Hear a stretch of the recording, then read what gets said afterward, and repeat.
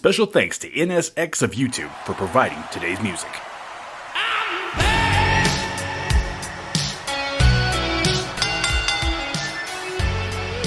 The following podcast has been scheduled for one fall.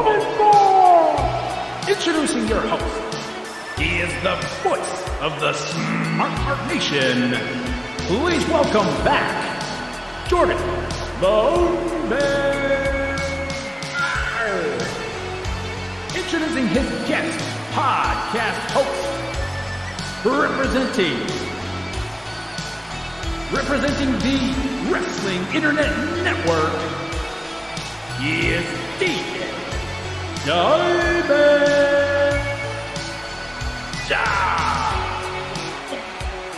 Hello everybody, welcome to your weekly dose of Monday Night Pod. I hope you guys are all staying safe out there. Of course, I'm talking about welcome back to Talking Kayfabe, man. It has been a minute. It has been such a minute, and I missed you guys every step of the way. It has been just an amazing time. I got to get to meet brand new people. I got to meet so many people in the business. We've got some awesome guests. Now, normally I'm joined by as my viewers all know, I'm usually joined by Pound Cake, but Pound Cake is he's taking some time, and hopefully we'll get to have him back. I like to say that that I took some hiatus for just a little bit, but man, we're gonna kick off this brand new season, 2023. Man, it's 2023, and we're gonna kick it off strong with a top 10 list. We spun, DJ and I, we were sitting here bullshitting about what we can talk about, and of course, you being part of the having the internet wrestling promo thing, like I was like, of course, who better to do a top 10 promo list than you, man? Yeah, well, I've been doing this for a really long time. I've worked with some really awesome talent in and out of the business.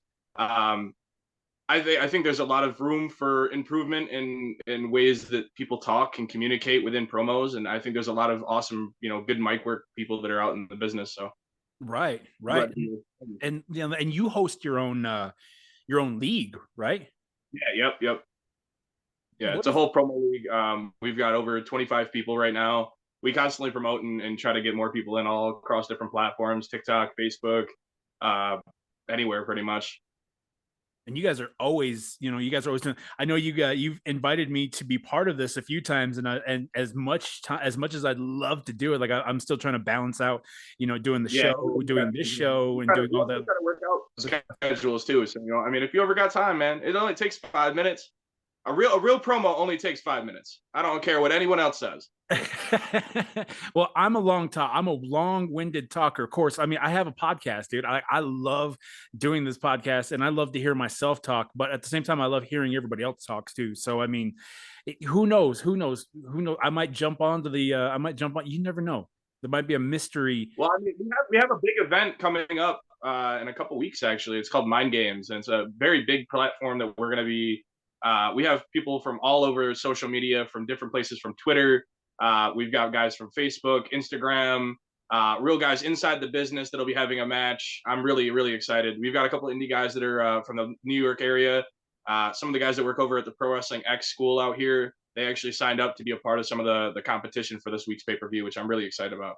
Ooh, a full card, to use the lingo. Yeah. Well, actually, I think we have overstacked card. We've got 28 matches for the show. Yeah. Whoa. So real quick, before we start this top 10 list, man, how did you get into professional wrestling? Like where does DJ Diamond, where does that start? Where does the love of wrestling, where does that start? I was 2 years old, and I first watched, it was a episode of, I think it was Monday Night Nitro, back when Kevin Nash came out with Scott Hall, and they were doing an interview, and I don't remember who came out and started like just a little stupid beef, just a random storyline they got thrown into. And I think that's where it really started, but I fell out of it for a year and a half, and then I found Impact Wrestling, and I fell in love with it. Whoa. Wow. I was an Impact guy, a Ring of Honor guy before I was anywhere else. Wow. Okay, first of all, it's nice to know that I wasn't the only one that kicked off in WCW, man. My grandpa loved WCW, loved Ric Flair, Hulk Hogan, all of those Yeah. guys, that transitioned into, from the NWA and the regional area. So yeah, it's nice to know. It's nice to have a fellow And I WCW mean, no fan. offense, but I really wish those titles would have been able to get the spotlight that they deserve. Those titles that were getting ready to be released, oh my god, they're gorgeous. Of course, you're talking about well, I mean, they did make a lot of, they made transition into, we got the cruiserweight, we got Big Gold that made it into WWE later on, which by far my favorite, my it's definitely one of my top three favorite titles, but that's a list for another day. Yeah, right. Yeah, I would love to do the belt ones, man. I think there's some really beautiful belts all over the world, and I think that that would be a really good topic for a lot of people. It The would belt be, community is a really big thing too. yeah, yeah. No, that'd be great because I know Pound Cake has his list, and we all have, every one of us. That's the beauty about being a wrestling fan, is that we each have our own, our own sort of our own list. Earlier and last year we did the Mount Rushmore of wrestling, and who we thought, a consensus. But again, that Mount Rushmore is it. Your Mount Rushmore is different than mine, than Pound Cake's, than anybody's in the world. Like, and you can argue each one too.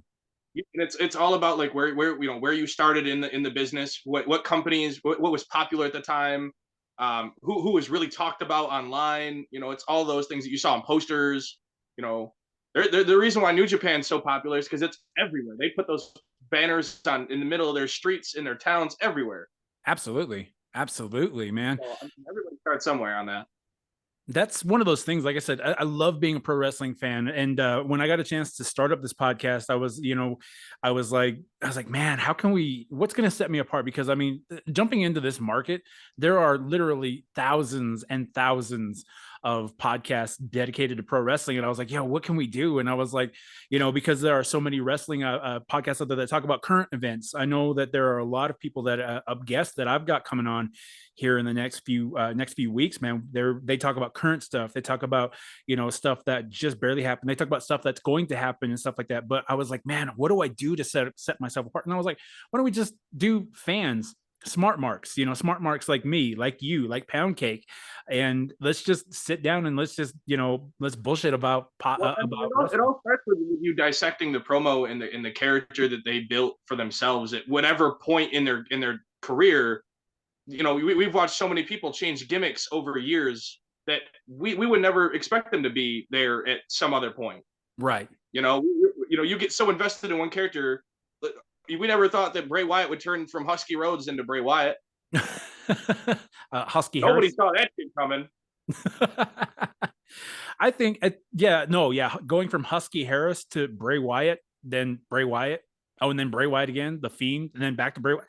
Yeah, Yeah. yeah, yeah. So But there's again, so many when it's people that dissect the character and go into the real in-depth sides that I feel like are the real fans, and I think that's the reason why I like the talking kayfabe thing, because kayfabe is really dead now, and I it really sucks because back in the day you'd walk through airports and you'd see these people act the way that MJF's been acting for the last 5 years.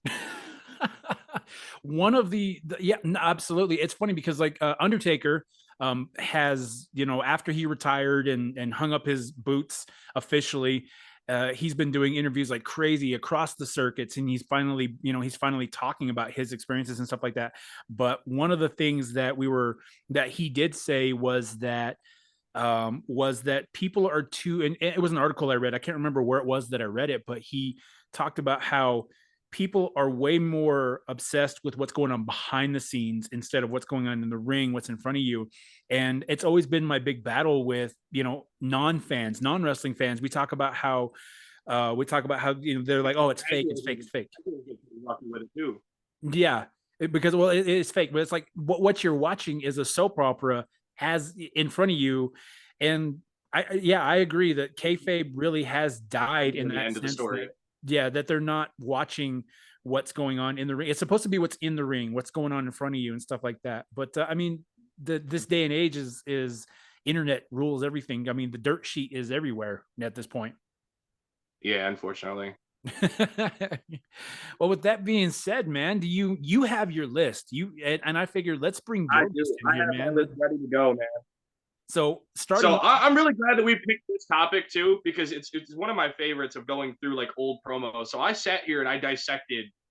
I think I went through like 30 promos, and I'm like, these are all my top favorite promos for different reasons. And I had to break it down to 10, and I'm like, fuck, this is hard. it really is because you have so many iconic ones. You've got, well, I mean, you're going to probably give us quite a bit of those. So, I mean, fuck, let's kick it off, man. Let's start it off strong at number 10, man. What's your number 10 pick for top promo? All right. So this is the first thing that I ever remember of watching any product of John Cena in WWE. Because Oof. like I said, I started in Impact Wrestling. I started with Ring of Honor. I didn't start with WWE product yet. So the first introduction of John Cena to me was Stephanie McMahon, Please Spank Me. And it was that promo where she came out and she was like taunting John. It was like, come on, come smack my ass. I bet you won't. Wow. That promo right there. It simplified everything for me to John, and I'm like, you know what? The Thuganomic gimmick is perfect. Leave it alone. Yeah. That It fit him perfectly. He was able to be that like Will Smith comedy, and would still mean serious business at it at the same time. oof, using Will Smith, huh? We're going there. Listen, bro, if you've watched I Am Legend or any of the other, he's got that comedian but badass at the same time, and being able to merge that shit perfectly. Hey, listen, as long as we don't mention Jada, I think we're fine. We don't mention the slapping. Although would be a perfect cameo for this show. It's a leg up for us. So, Listen, let's put him in the ring. We saw Snoop Dogg. Why can't we see Will Smith? right?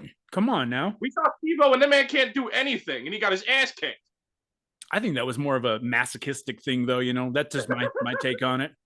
I think he really just kind of kept agging for it. It was like, come on, man, just keep kicking me. Oh man, that was the not to derail too much, but man, that was a hell of a thing when the guys from Jackass got in the ring because like they kept getting up and I remember hearing the interview from Umaga that was like, he was like they kept getting up and they weren't selling and they didn't even know that they were supposed to be selling, so they got their asses whooped because and they didn't know, which is really a sad thing. They don't know how to sell. Nobody taught, and I mean, it's cool now because they actually teach the guys that want to come in and do that shit, like really quick one moves. Yeah. That's great. But for the guys that really want it, like Arrow, he came in and he actually like did some serious shit for a good amount of time. So I mean, at least they're teaching some of the guys. Like, look at Logan. Logan's able to do some shit. Bunny's able to do some shit. Bunny became actually a wrestler for half a second, so that was nice. Yeah, dude, that Canadian Destroyer was beautiful. Coming from a guy that loved Petey Williams and Impact Wrestling, man, that shit was beautiful. Done well. That was always one of those things. Like TNA was watching TNA for me was like a dirty secret. It was because I was a huge hardcore WWE fan, and I found Impact Wrestling or TNA at the time, and I was like, what is this? I mean, there was my guys were on there. Kurt moved to TNA, Christian, you had Hulk Hogan and those guys later on and stuff like that, but like to watch it was like a dirty secret. It was like I'm not supposed to be watching this, but I love it because WWE doesn't have this. The Canadian Destroyer was one of those moves. Guys like AJ Styles, Samoa Joe, like those guys were just I miss those days.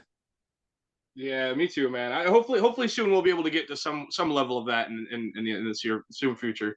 Absolutely. I mean, there's a lot of people that have been able to go that way and have been able to swing everything that in that direction. So who knows? Let's hope. Perfect. Yeah. All right. Well, what about number 9? What's your number 9 pick? Actually, it's a pretty recent one, and that was Bully Ray and Mickie James. Ooh. I think that whole like turning her into that I don't mind getting my ass kicked by a man thing is coming off really well, and being able to like, we see people like Rhea now getting in the faces of big guys and, really pulling that China-ish era. And Bully's a perfect guy to play that. I have no problem beating anybody. I don't care what's between your legs. Like Bully played it really well back in the Aces and Eights days, and I think seeing that refreshed in a new way, it pulls off better. Well, I think that it's one of those things that wrestling had to take sort of a, I guess, sort of a a more PG family approach of being like, like they didn't want to see violence toward women, which was one of those things that like was part of wrestling for years and years. I mean, it was one of those like, all right, well, nobody wants to see a guy, hit a woman and stuff like that, but it was entertaining in a way, but at the same time, like I get the direction that they had to go. I mean, we all have PR. We all understand I how mean, to it has censor. to be TV appropriate. They have to pull it in a certain way where it doesn't look like intentional beating on a woman. Like it's not meant to be that. It's meant to be a story of male versus female dominance, and women are Mhm. very strong. I mean, we've seen people like China come through and Ruck House. We saw Awesome Kong come through, and she's a big woman and she's able to do some awesome things in the ring. Well, We saw I don't remember there was a girl, big white chick that was she was ginormous, like mm, height wise. She was in Impact Wrestling for a while, and I don't remember her name anymore. But she's gosh. she's really good too. Well, because you had women that I think that the only way that WWE, like I said, WWE was the one that sort of was like, all right, we're gonna go a little more family friendly, whatever. But I mean, you had places like TNA, like AAA, like New Japan, stuff like that, where they were still continuing that male on female, female on male kind of violence and stuff like that. So it never really truly died out, but at the same time, like we missed it in the mainstream. But it's kind of been cool to watch it come back because it makes sense in a way. And they're Like, doing slow build with it. It's not like an immediate, like, obvious, haha, here's something that everyone's gonna be uncomfortable with. They're easing into it. They know that the fans want it because they want to make it where they're able to have like the women's champion like they did with Impact. That was great. That was something that no one's ever done in forever for a yeah, lot of different companies. yeah, that was just So one of those things back in the day where you had like China looked like she could China looked like she could beat the shit out of any man that stood in front of her, and you had women like that. Yeah, Beth Phoenix was one, but right toward the tail end of China's or at Beth Phoenix's run, like that was where they all right because they had a lot smaller having women, very like the women, they stopped involving themselves, and then I think it was right when Nia came out, when she first debuted in NXT. We were like, "Oh my god, this bitch is going to be huge. She's going to be the next big guy. She's going to be the next big woman that's able to do everything." I dare say that wasn't Nia the first time in mainstream wrestling that we saw a woman actually taking moves when she entered in the Royal Rumble. I'm pretty sure, yeah, Yeah, because I remember watching that and I was like, "Yo, that's I haven't seen that yeah. in She a long took a time." couple picks here and there. Yeah, I would assume so. Yeah, She took some finishers and still kept standing. I'm just saying that woman took a 619 and RKO. And and she sold it well too. And yeah, she sold it well too. And absolutely. this woman, I mean, I know so many people talk shit about her and say like, "Oh, she's a klutz and this and that," but I don't think you can be that bad, especially if you come from the family that she does. The Anoa'i, absolutely. Yeah. Come on. I mean, no offense. I mean, it might, maybe it was intentional that she's been botching moves or doing. Maybe there's a reason behind it. I, I don't know Her how much family's I known can to swing, man. I was gonna say I don't know how much you can forgive just because like she busted up Becky's face, but that's Well, I that's mean, I was watching Young Rock, and he was talking about how Vince has had problems with putting people in certain areas, and sometimes you got to get violent backstage. So why not put it in front of the fans? Why not put it in a mainstream place where that's like, going to make a bigger impact now? well, yeah, and yeah, like you said, it put Nia in a really bad position, but at the same time, like it's sort of one of those like, she's a bigger woman, and it I think. Test of strength. It's a test of strength to see, like, all right, how far Well, away can I get away with it? oh, I was gonna say like it doesn't that don't you think that sort of lends credibility to her being like I can actually beat your ass kind of thing. Yeah, I mean, that shows the dominant side that I think that she needs to release more of. Put her on a run like they were going to do with Awesome Kong. Put her in that situation. I bet you she'll improve tenfold. Awesome Kong versus Nia Jax. Come on, I'm in for I'm down for it. Let's go. it. That's a match that's a dream match right there. That is a fantasy match that one of our guests might be able to answer for us and do that. So, with that being said, man, let's move on to number 9. All right, so this one's a personal favorite, and that's because I actually followed his entire career from beginning to end. Ooh, And promo in particular online that you can go and you can look up. And I think the editing, the scene, the way that he words things, the way that he addresses the community is beautiful. And it's Corey Graves' debut promo. wow. Yeah, I can see that. And it really sucks that now that he's cleared, he can't do anything in ring. He can't. They won't. They're gonna treat him like they did with A-Rod. Mm, in what facet? They're gonna put him in the commentary situation. They're not gonna put him back in the ring. And when he finally gets fed up, he's gonna finally start arguing with Vince or whoever's in charge at that point and be like, "Listen, I want to be in the ring." They're gonna give him one little short run, then they're gonna release him. Mm. It's just like what they did with A-Rod. They intentionally railroaded him the second time around for no reason. I see. So for me, like I missed a lot of Corey Graves' in ring. Like I had to go back and rewatch some of his stuff just so that way, like I got an idea of who he is. Like Byron Saxton too. Like watching, going back and watching some of these guys because I didn't even know that these guys came from the NXT school. So I was like, yo, Yeah, what is this? the FCW was beautiful when they were doing stuff like that over there. I mean, his entire run, even before that, was beautiful. I look forward to that though. I mean, let's all hope. And if anything, the beautiful thing about being a wrestling fan, about wrestling nowadays, like the gate's open. The gate is completely wide open. You can go anywhere. I mean, look at not to get too current into everything, but look at Sasha Banks, Mercedes Money. Monet, yeah. Monet. Yeah, no, she's making a name, and everyone's making names for themselves elsewhere, and that's what I love about being a wrestling fan in this day and age. 2023 has blown off the rails. So Yeah, and it's crazy because like if he goes anywhere, he has that story where he can go into nearly any storyline anywhere. He would fit perfectly in the House of Black. He could do something in Ring of Honor and do something with Justin Goods Woods, and that would be awesome. that really would. Him versus Jay Lethal would be beautiful. That's a dream match of mine. No offense to anybody that doesn't like Jay Lethal, but I know there's some fans that don't like him very often. So, Really, but we'll have to get. I think that would be an awesome storyline. Oh, now I'm curious. I want to know about this whole Jay Lethal hate, but we'll talk about that off air. All right. Well, no, let's move right along, man. What are we up to? Number seven in that list. Yep, and it's actually another recent one that I just saw, and that's Alex Kane's Boomaye Fight Club promo where he just went and slapped somebody in the freaking face in the crowd. The way that he constructs business in the ring, out of the ring, character development is beautiful. It's flawless. I see him being the next guy that's going to get signed to Impact Wrestling or Ring of Honor or WWE. Hmm. I don't see him getting signed right directly to the main roster of AEW. No offense, because I know he's already worked there. He's done a Mhm. couple dark matches, but I don't see him going to the mainstream right No, off the bat. no. I could see him, and this is a dream match of mine, but him versus Keith Lee is a dream match of mine, and I would love to see it one of these days.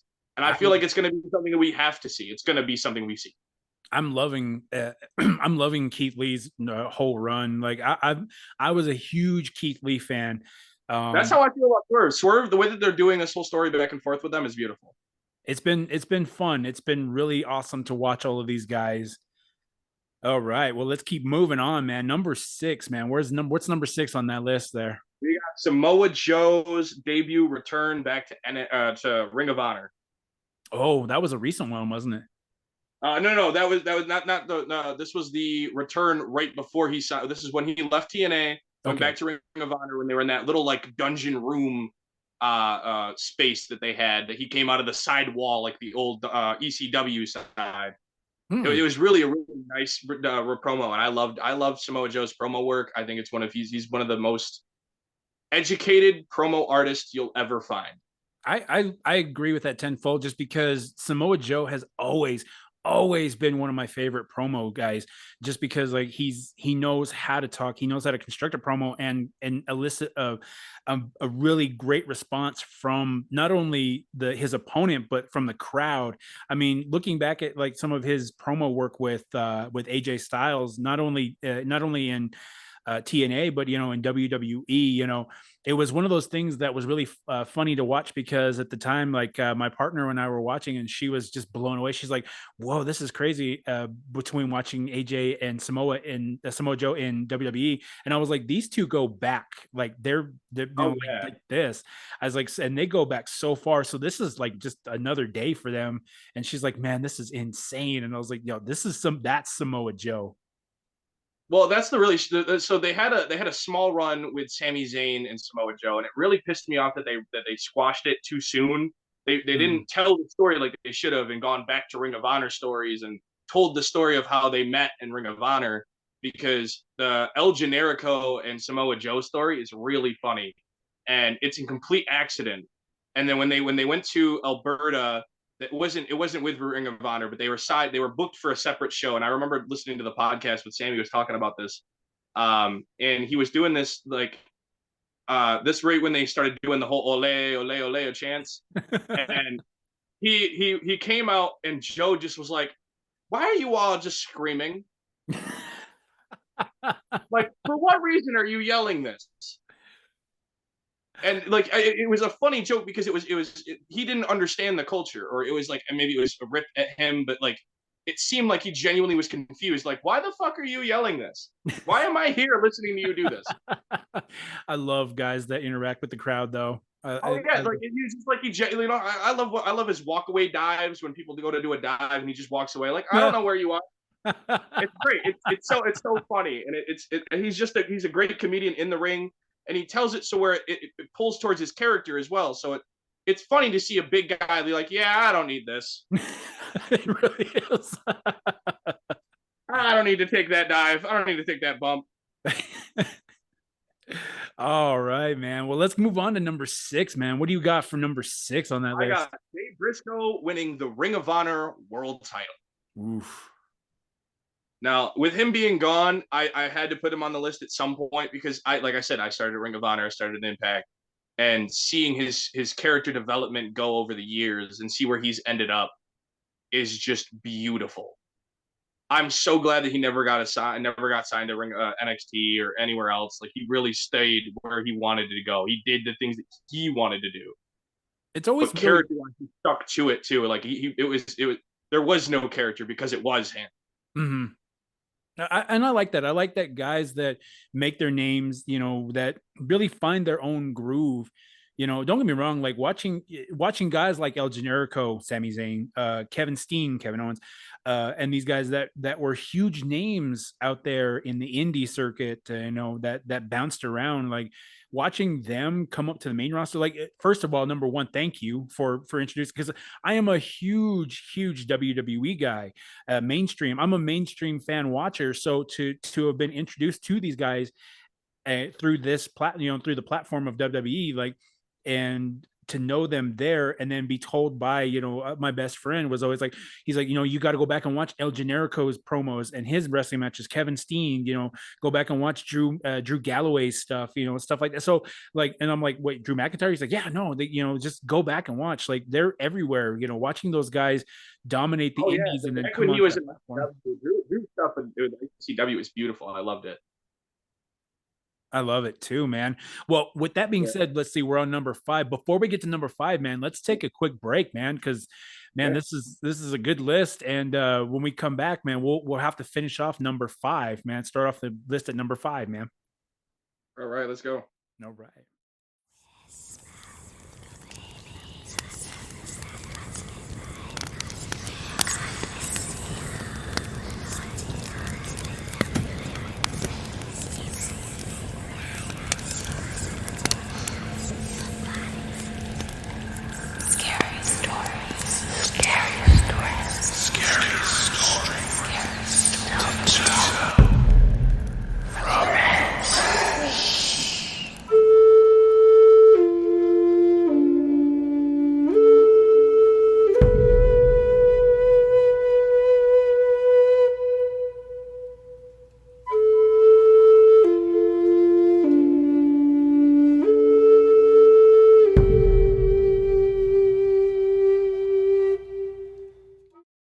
All right, man, we're back. That's the first time I'm doing commercials. I don't know how well it's going to play out, and if you like it, whatever I'm advertising, whatever I'm doing. But we're back with part 2 ish with the second half of the list. We're sitting down with DJ Diamond from the Wrestling Internet Network. Win is what I've been calling it. Win. Yep. So man, and we were talking off air too during the commercial break, was about like that your list is very like it kind of explained to them what your list is construct like how you came about constructing your list. Right. So, like I was telling you, like it's all about the character development that you're seeing off of the scene because you're seeing people that are in WWE, that are in WCW, New Japan. Most of the time, most of their stuff is either rehearsed, it's either written by somebody, or it has to be directed in a certain way. It has to be worded or phrased in a certain way, and it sounds very cookie cutter. And people that started on the indie scene, people that were working in PWG, Ring of Honor. You really had to work on your character development to be able to stand out. So that includes your mic work to be able to not sound cookie cutter, to not sound generic like everybody else you hear on WWE TV. So when you think of people that are coming from Impact Wrestling, Ring of Honor, they're guys that really had to stand out and had to push that little elevate their voice a little more. They had to stand out with more of a stature, and they have to be able to point their words in a certain direction without it having to sound plain. I agree with So that I just think because like you said, it makes them stand out. This is what gets them, this, when you go out and you make a promo, you say you do a promo in the indies and it comes across like again, we were talking about like how people are constantly, they're constantly recording everything. They're constantly putting stuff out there in the ethernet. It's going to be seen by somebody. And the big hope is that if I go start off in like here in Utah, we've got UCW. Oh God, they're a zero. I think if you guys are watching this, I'm sorry I botched the name, but I mean, you got guys, you've got wrestlers that are in that company that I know that they had one that got picked up by AEW and stuff like that. So the hope always is that what you're doing out there gets seen by that.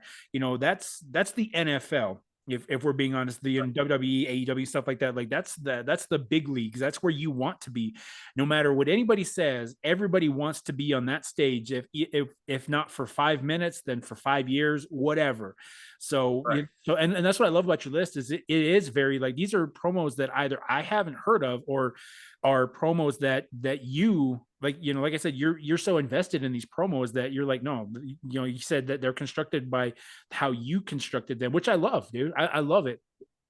Well, I mean, I love that you talk about other schools and other things that are local because unfortunately, like out here in New York, we don't really have a lot of schools. And coming from places that you see a lot of amazing talent come from, there's not a lot of opportunities. So the reason why I got into the whole promo thing was because of the fact that there wasn't any schools that were teaching promo class, and it's a major thing that goes all over the world. No, not a lot of schools sit down in particularly with a person and be like, listen, your gimmick needs to fit the way you talk. Mm-hmm. You need to be able to match these two things to make that character stand out or make yourself stand out. Right. So you have to sit down and learn promo etiquette, learn how to speak in front of a crowd, learn how to word your things in particular way, and an algorithm where it's not going to affect how your character is portrayed on TV or backstage or whatever. You have to be able to find that middle line for you. And without having schools that are actually going to sit down and teach you, you have to go and you have to outsource to other things. So when we opened up Win, there was already a big platform that was there beforehand. People were doing this on forums and old websites, and before the internet was around, they were doing it with postal stuff. Or people that were local, kids that you went to school with, you learned it because you worked with the kids that you hung out with, and it's more of like you have to work on it. It's over time. The only way you're going to get better is if you really work at it Mm-hmm. and do it on a regular basis. So we have things that are in the promo world where it's a regular based schedule. Our shows, we run 2 different shows a week. We run Riot and Takeover, and it's Wednesday to Sunday, Sunday to Wednesday. So it's able to work and fit into everybody's schedule. If you have a real life, if you have a job where you're still able to teach yourself and still be able to work on a character that you want to portray at some point in the future on a major scale. Mm-hmm. And that's the thing So too, is that as wrestling fans, I mean, even the main guys, even guys like John Cena, like Mick Foley, like, that like the Hardys, they talk about how when they were kids, they used to practice, I mean, you can go back and you can find them, their old VHS recording, they get in front and they're going to talk, and they do the whole shtick of, like, I'm coming for you, and stuff like that. So it's always fun. And it's like the tough enough stuff, the tough enough interviews and attempt promo gimmicks were beautiful. We got to see people like MJF stand out. We got to watch random people that lived on their couch do funny shit.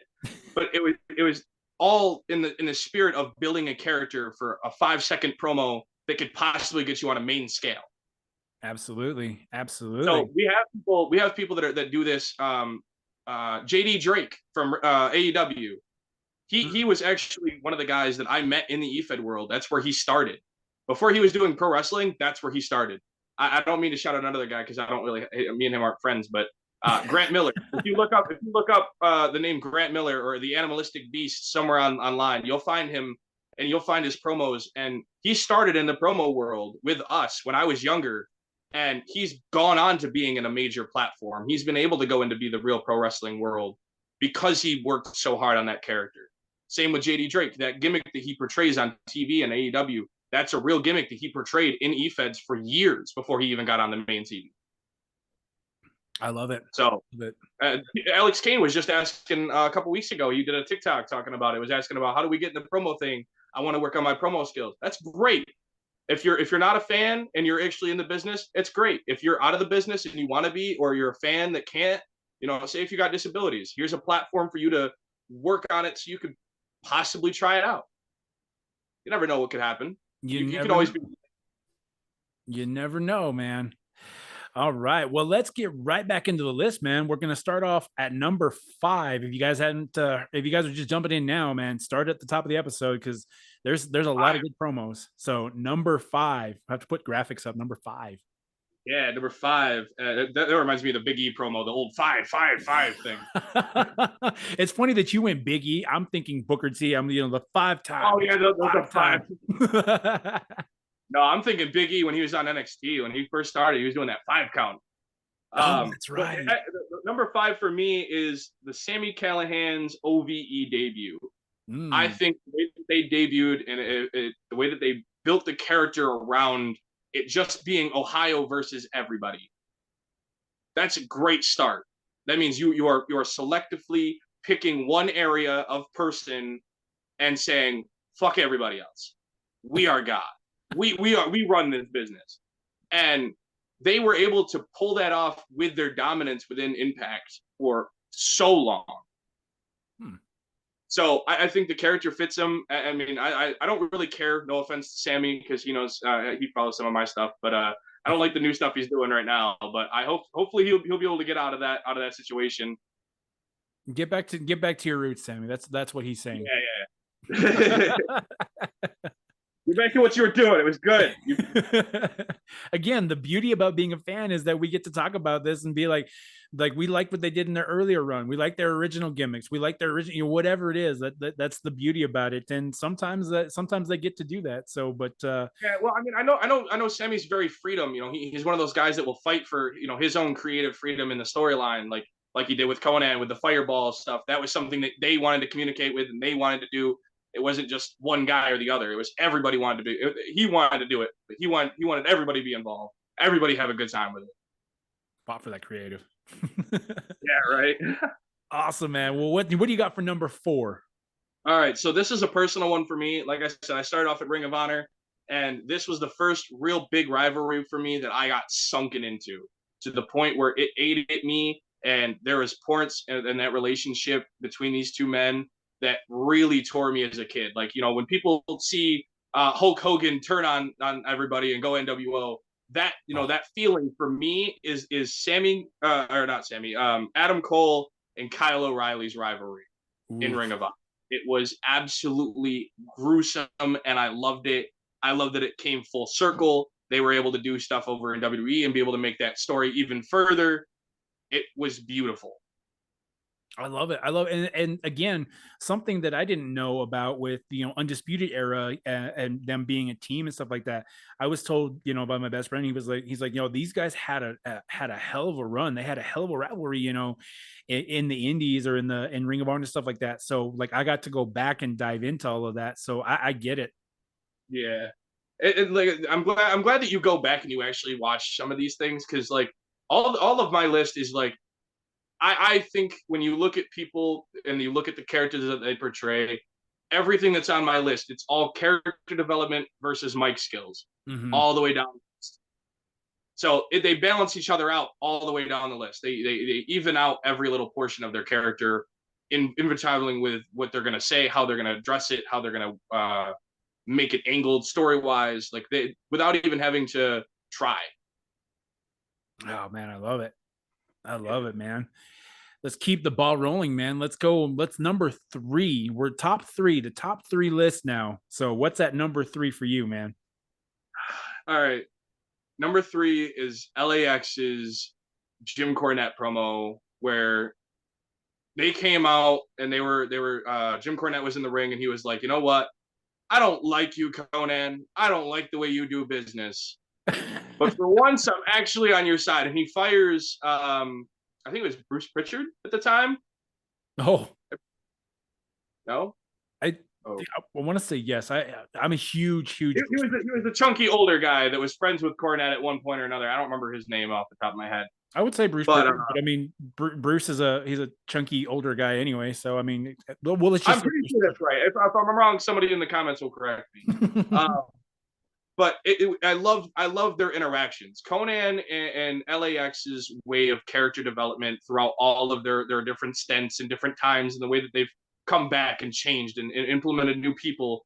It's a beautiful gimmick and it's portrayed perfectly the way it's needed to. And it's kind of like what you saw with Aces and Eights. It just fits. It Mhm. just fits. And when you see people like Conan get in front of somebody that's all about the books, all about money, all about the old style of wrestling like Jim Cornette versus the guy that really wants to involve himself and change the way of wrestling like you see with Conan. It's a great little like it's like a yin and yang of pro wrestling and they hate it. It goes against But like traditional standards. Yeah. yeah, because it's two different generations, two different styles in the same room having to be like, you know what? I'm not better than you, but you're not better than me. So we're both kind of on a mutual playing field. Again, another good promo guy, Jim Cornette. I mean, Jim was Oh a yeah. Oh huge, yeah. just an amazing mouthpiece and promo guy. So yeah, so to have that, to have him be one of the on your list, man, that's and Conan too. Oh man, I was a huge Conan fan when I was a kid too. Well, it's funny, man. We've talked a lot about my list, but we haven't heard any of yours. So Oof. do you at least give us one? Give us one that sounds like that reminds me that first comes to mind. What's the first promo, first gimmick that comes to mind? Oh man, the first promo for me. I mean, again, I'm very mainstream, but you've got me digging into my to go deep into my list of promos. I mean, of course you had, and you know what, let's do this. You know what, I'm gonna save mine. But I think that one good promo out of mine would always have to be that I always look back to is a lot of Triple H's work. He was always really big into, putting himself over, putting everybody over and stuff like that. Gosh, just and to pick too, like to be that to be, go from terrorizing to Hunter Hearst Helmsley to Triple H, and doing everything that he does now. Like it's so hard to be to really pick one certain one. So I'm At, gonna at least that's a good. I mean, that's a really good pick. Triple H has been able to do some awesome things. Gimmick change wise, he's able to go through a lot of different cycles with that. So that's awesome. I mean, I'd be remiss because we talked about this off air that Punk is not on your list, but I mean, Yeah, he's not on the list at all. so but again, a good promo out of him was, his pipe bomb promo was the first time in a long time where you took kayfabe and went, no, throw this out the window. He's throwing out real names, Paul Levesque, and Phil Brooks, and just pulling back that curtain. So I mean, but again, it's the mainstream of promos through yours compared to yours, Oh, yeah. But yeah, I guess so I'll go with that one. yeah, that's a good pick. I like that.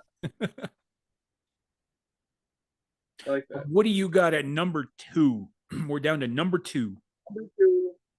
All right. This one also is a little biased because I've actually met this guy. He's a really dope dude, and I think sitting down with him and having an actual conversation is better than actually watching his promo work. Mhm. Just a personal opinion. But Kenny King, anything that Kenny King has ever done at any portion of his career, but this in particular spot is when he just went on to go and win the X Division Championship. And he's confronted in backstage with MVP and Bobby Lashley at the time when they were back doing like their version of the Hurt Business in TNA. And it was beautiful. I think Kenny King would be a great ally for WWE if they ever decide to sign him. But his mic work is beautiful. Any career, anytime you look in his career, it is flawlessly amazing mic work. God, it's I didn't know that. See, again, like I dropped in and out of wrestling from 2011 to about 2015 or so, but I didn't know that the Hurt Business, or that faction or group, that they had a running. So that's actually the reason why they had that was because MVP came back as the operating manager or whatever for Impact Wrestling. He was like the secret investor, and they brought him back and they aligned him with kind of like a muscle. So they obviously had to put Bobby in there because they already had history in the past. Mm-hmm. And I'm glad that they followed with that, going outside of outside of TNA, and he's gone other places. And has still have MVP, because I think that meshes so well. MVP and Bobby, it's like Humaga and his old manager. It's beautiful. Armando Alejandro Estrada. Yes, I haven't heard his name in so long. Again, God, I'm the guy that remembers shit that people don't remember. Who remembers that? This guy right here. Dude. Awesome, man. Well, let's get to the last one, man. Your number one pick of promos, bro. What is it? What the drum roll has gone, and what is it's actually Tyrus's I Am in NWA. So this is right when he debuted in NWA after leaving WWE for so long and not seeing him on TV, only seeing him on the indie scene. And he made his big debut over in NWA. I think it was a beautiful promo. He addressed it the way he needed to. He was able to hold everything. He has become a very,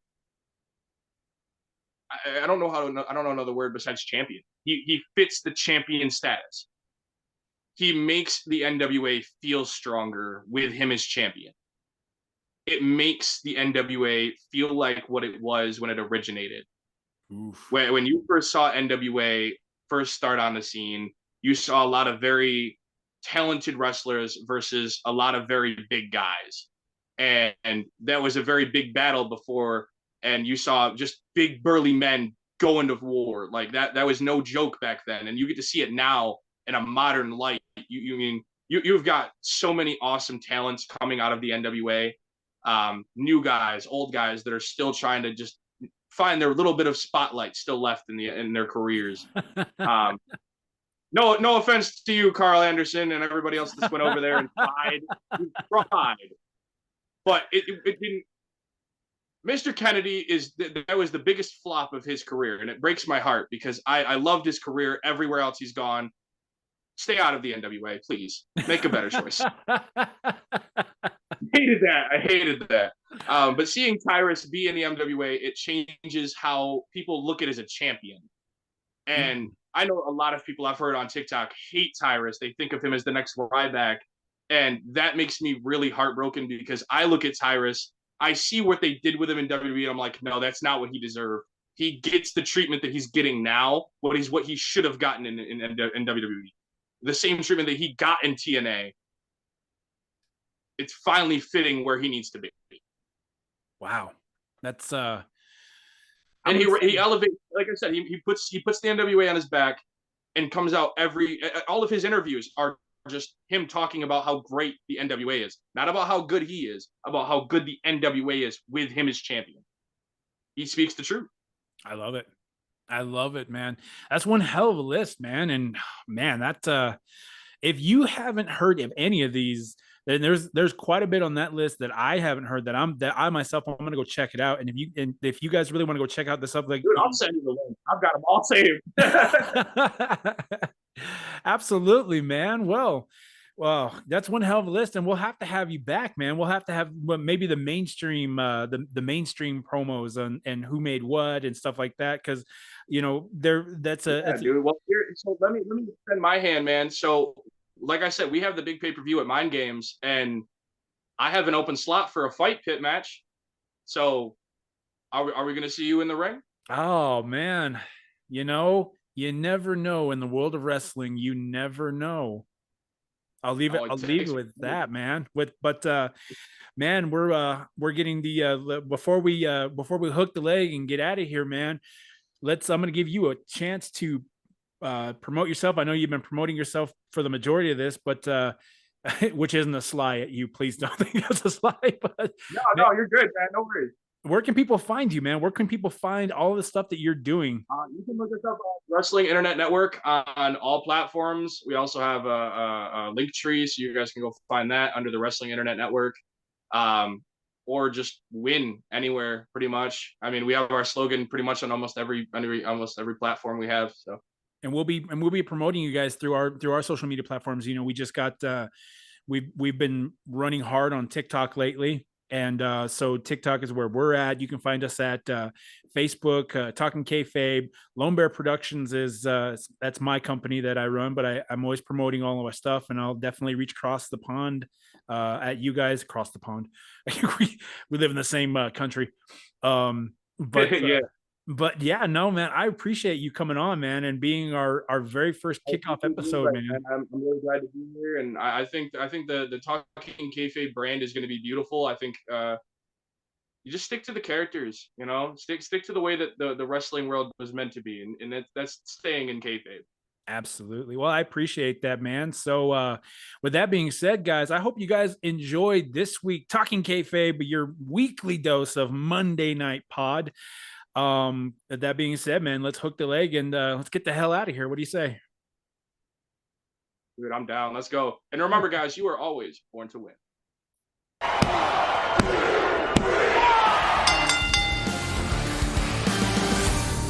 Talking Kayfabe is a Lone Bear production, with all editing done by me, Jordan Lone Bear. Music provided by Pond 5 Media.